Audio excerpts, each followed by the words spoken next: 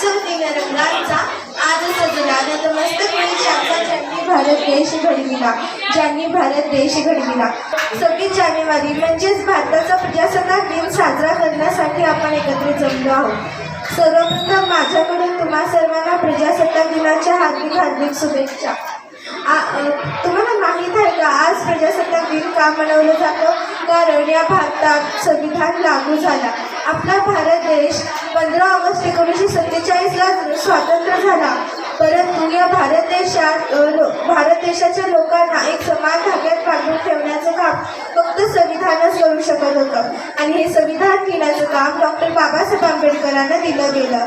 संविधान लिहिण्यात डॉक्टर बाबासाहेब आंबेडकरांना तब्बल 2 वर्ष 11 महिने 18 दिवस इत्यादी कालावधी लागला. संविधान सभेत एकूण 299 सदस्य होते.